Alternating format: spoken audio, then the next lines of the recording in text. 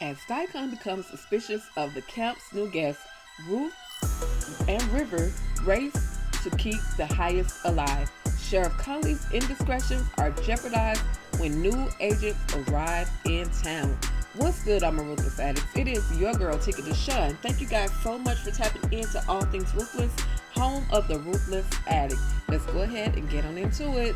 Last time we saw that Ruth and River were attempting to save the highest life. Now this was super hilarious because neither of them know how to do CPR. However, they were wise enough to place the highest on the floor.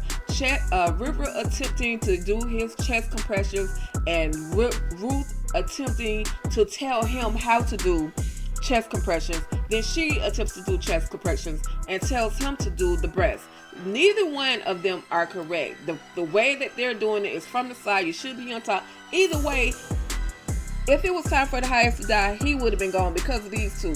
Neither of them knew how to do CPR. So Ruth said, she asked River what he gave the highest, and he told him, it was the heroin. So Ruth was like, okay, I need to go get something. So Ruth goes out of the trailer and she sees Manny and tells Manny, because she and Manny already had a deal to give her the key to that trailer or to that place, the container, so that she could, go and get the medication that she needed to help the highest. Now she's keeping all this under wraps that the highest is almost about to die in there, but he does know that there's also all the medication so she can go in there and get the tetanus shot. So then, you guys, we not just the tetanus shot, but she's also going to get something else for the highest to help him come back to life. So anyway, we see FBI agent at the police department. Excuse me, y'all. At the sheriff department, they make their way over to the sheriff department, and the agents' names are Cal Dennis and Desiree Walton. Now, Ruthless TV calls Desiree Walton Batty Barbie. So I'm just going to go ahead and call them Ken and Barbie. Like, they look like the perfect couple, okay? So anyway, the two of them are no holds barred. No, I'm not playing with you. You don't need to know my name. All I need to do, Kate Styles, is speak to Sheriff Conley. So Styles proceeds to first she attempts to call him on the cell phone, but because Sheriff Conley is in the process of getting a little sloppy toppy, he's not answering his telephone. So then Kate decides, well, I'll just call him on the radio. And so finally he answers the radio, and she lets Sheriff Conley know, hey, I got two people who look official and they want to talk to you. They're not giving me their names, but they want to talk to you. He says, okay, I'll be there. I'm coming. Okay. So then we see Ruth make her way into that trailer. Remember, you guys, if you watch my previous video, we saw Ruth go into the medical trailer. However, there's like a caged in area where all the medication is and the key is in there. That same room is where Lacey was. So she sees Lacey on the bed and is like, what the heck? Like, what are you supposed to be dead? And so Lacey at this point, or at this moment, is still unconscious. So then we see Malcolm, Dikahn, and the soldier who is about to give Malcolm the shock of his life. He is in the process of tying down Malcolm, and Dikahn walks in. By the way, you guys, this guy he goes by the name of Dikahn, and he is also in a movie that I did a review about called Secrets, or Keeping Secrets. I went to the review. He's super cool. But anyway, he is also in that movie. He is in charge of literally charging Malcolm. So Malcolm attempts to make a deal with Dikahn, but of course, Dikahn is not folding. Dikahn says, all the information that you think you're going to give me, I already know. I already have that information.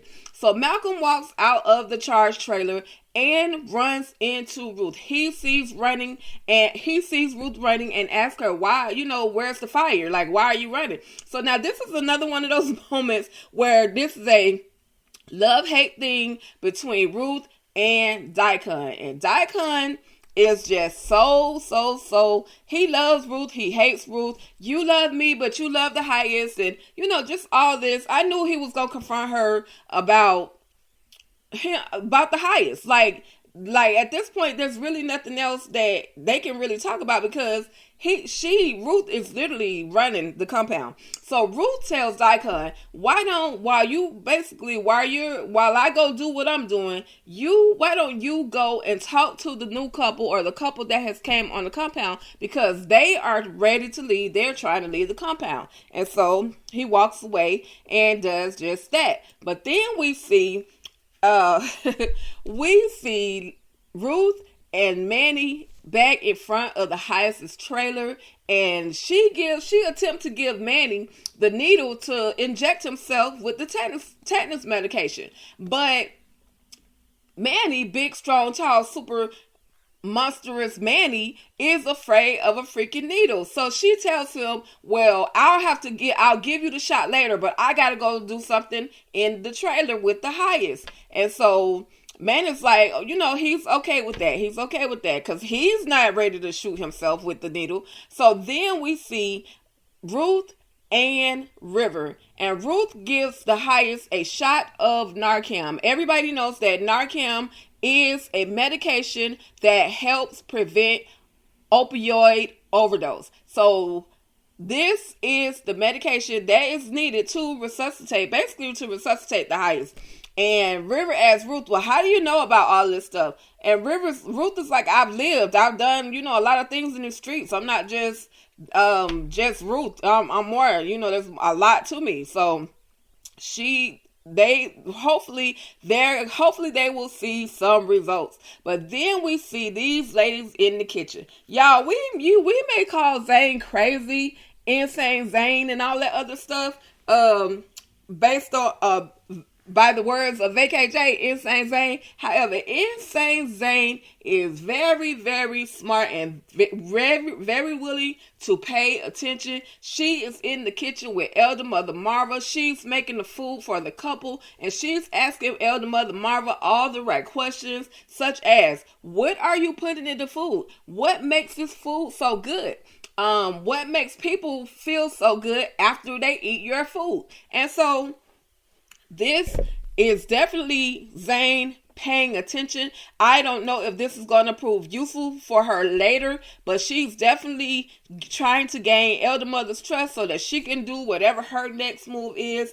And of course, Elder Mother's like, I'm not going to tell you right now, but maybe later I will let you know what's in there. And so then we see back at the highest's trailer, the highest has gotten his injection. They have placed him back on his bed.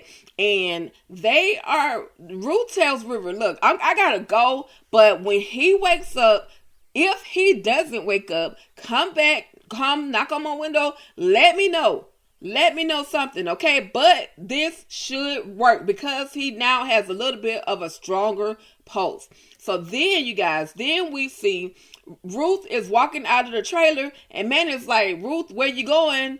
And she's like, just meet me in the woods. When you can get a break, meet me in the woods and I'll give you the shot. And so she starts to walk away, but then he calls her back. He's like, Ruth, give me the keys. Now we know Ruth with a set of keys in her hands is probably more than likely 9 times out of 10 headed to go and try to find her daughter. And we also found out by Aaron that the children are locked away. So a lot of people have been asking questions about the children. The children are in the trailer, locked away. So then we see Dikahn, and we found out that this is the replacement for Lewis. I know y'all remember the old Lewis, lighter eyes Lewis. Well, this is the replacement for Lewis. So this guy Lewis is in there. He's talking to the couple, but then Dikahn walks in and he lets them know, go ahead, grab your bags or grab the bags. We're going to go outside and talk. And so, because they've been waiting around all day and nobody had really came to talk to them. So then we see River and the highest in the highest's trailer. And y'all, this is some creepy looking mess. Don't y'all see the highest? Like, if I lean over on top of you and you just to see if you still breathing and your eyes pop open, literally I am about to probably have a heart attack. So that was creepy, but it was funny. at the same time. But we now know that the highest is alive. He is alive, and he tells River, "Hey, I felt different. Where did this batch or whatever come from?" And River's like, "I don't know." And River said, "That's the same batch that I've been giving you all the time." And so the highest is like, "Well, go get Dikahn." He says to go get Dikahn. And so that's pretty much what River is about to do. He is going to make sure that the highest sees Dikahn. So he goes outside and tells Manny, "Hey, have you seen Dikahn?" And Manny's so smart at the mouth. He's like, "Don't you see him standing right over there in the pavilion?" And he probably didn't. I don't know if he was looking in that direction. And so he was like, "Okay, all right, whatever, I got it." So then we see Dikahn in the pavilion telling lies, talking about how he's witnessed the highest being such a healer and this great person, trying to convince the two as to why they should really want to be on the Rockadusha compound. So then River walks up and lets him know, "Hey, Dikahn, the highest wants to see you." So as they're walking down the stairs, Dikahn, as you know, he's trying to see the mood of the highest. He wants to know if the highest is angry, if the highest is ready to, fight, slay him with another sword, whatever the case may be. It is also revealed that the beatings that River receives now is the way the highest used to do him, which is why he started giving the highest boys. So this is why all the other boys, William and River, this is why they get treated the way they do, because Dikahn is no longer willing to take that punishment, you guys. So then we see Lewis and Manny outside talking, and Lewis kind of picks fun because Manny has to go to the restroom and he's limping away, and he's like, "Man, she really messed you up," referring to what Zane did to him. And he was like, "Well, I'm gonna find out what she did to me. But in the meantime, I gotta go to the bathroom." And so he makes his way to go and head to the bathroom. With that being said, we see that Manny stops and they call for Manny and let Manny know, "Hey, Aaron needs to go to the bathroom." And Manny's like, "Okay, come on." So as Aaron and Manny are headed over to the outhouse, then we see Elder Mother Marva and Zane, who has brought this plate full of stuff, this feel-good, quote-unquote feel-good stuff, that's probably not going to make her feel really good after the fact, you guys. So listen, I told y'all, watch your plate when she comes around, because she's ruthless. Y'all don't even understand. But anyway, then we see Aaron and Manny over at the outhouses, and Manny uses the restroom, and then Aaron is like, "Well, y'all don't have nowhere more secure that I can use?" Because really, in actuality, Aaron is trying to use the cell phone that he has. Yes, he still has his cell phone, and he is attempting to try to get some form of a signal so that he can call for some help, but that ended up being unsuccessful, you guys. So then we see that River has made his way over to Ruth's trailer. He got her out, told her, "Look, hey, the highest is breathing. You need to, you can come and see," or whatever the case may be. So they have that conversation, and then then Dikahn makes his way into the trailer with the highest. Now the highest wakes up and he's talking out of his head, but his head is like a little cloudy. He's like, "I dreamt that I died," and Dikahn is like, "Well, were we there with you, your highest?" And the highest is like, "No, you weren't there." So the highest know that he got a bad batch or extra. He doesn't know that he got an extra batch. He just knows that he got a bad batch of drugs, which that's what he's chalking it up to.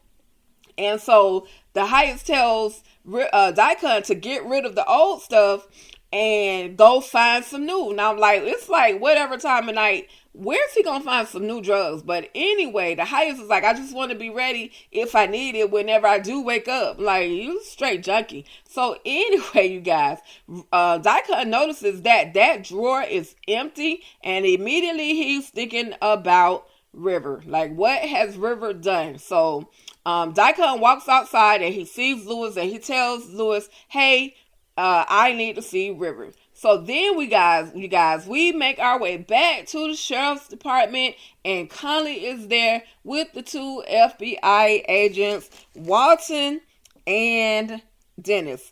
Barbie and Ken, you guys. We see them at the at the sheriff's office, and they want information. They want to see the video, the footage, because they're at this point looking for Brian, and Brian has not checked in, as we know, in a couple of days. So they are currently looking for Brian, and Sheriff Conley is providing them with resistance, and he's like, oh, well, our cameras only work for so long, and just making all kind of excuses. And then he tells them, well, I can't give you the footage but until in the morning, and I'll be here at 6:30. And at first Agent Dennis was like, okay, no, we not waiting. We can get some paperwork to get this done now. But Walton is like, no, we can wait. We can wait till in the morning. So then she says, well, is there a hotel around here? And he's like, no, if you did your research, you would know that there's not a hotel around here. So Sheriff Conley is trying to be a little sarcastic individual, but he knows that he is in trouble, you guys. He is in trouble. So then out in the freaking woods, we see Ruth giving Manny a shot. At first he's whining or complaining about the pain that he's in, and so she gives him a pain pill and tells him to, you gotta drop your pants. And then she's like, drop your drawers, like she went really Southern hood on Manny. So Manny drops his pants, and then we see, oh my God, Dikahn walks up on the two of them and is like, what are you doing? And that, you guys, was the end of the friggin' episode. It was crazy. I absolutely enjoyed it. Listen, you guys, if you are just finding my channel, please go ahead and hit that subscribe button as well as that bell so that you can receive notification of my new content and videos just like this. And also, to my Trini people, I see you. Thank you guys for tapping into all things Ruthless. To my African people, my South African, my Kenya audience, I see you guys. Thank you all so much. And the great United States, thank you guys so much for tapping into all things Ruthless, home of the Ruthless Addict. With that being said, thank you guys so much, and you already know, stay ruthless.